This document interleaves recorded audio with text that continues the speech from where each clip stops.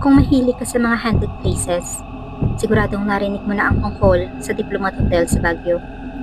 Isa ito sa mga pinakasikat na haunted spot sa Pilipinas at ilang beses na rin na-feature sa mga TV shows tulad ng Misteryo ng GMA at sa iba't ibang YouTube paranormal channels. Dahil doon, na-curious kami ng mga kaibigan ko. Nagplano kami ng date at habang hinihintay namin, nag-research muna kami tungkol sa lugar.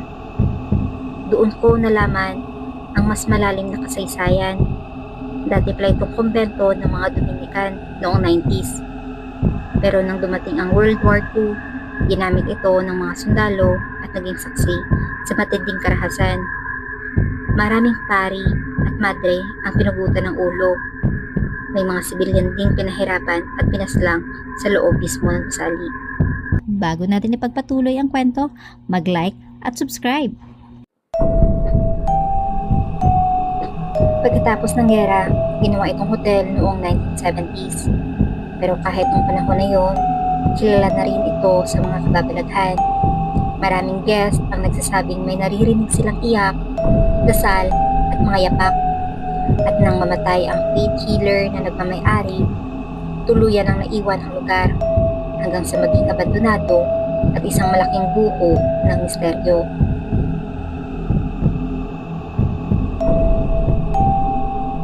Kaya nung dumating yung araw na nakatakda na namin puntahan ito, iba yung kaba at excitement. Sa isip-isip ko, ito na talaga, hindi na kwento o documentary. Ako mismong makakaranas kung totoo nga lahat ng sabi-sabi.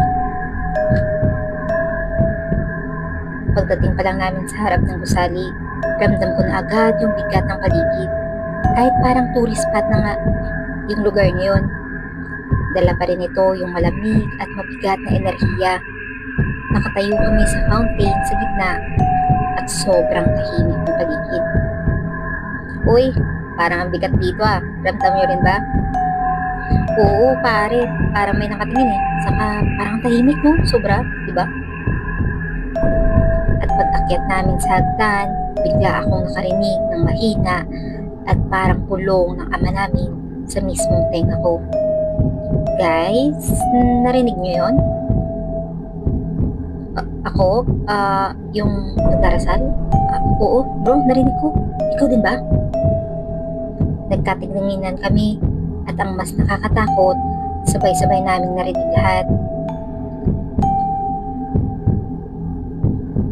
Sa itaas ng hallway, bigla akong napansin ang isang itim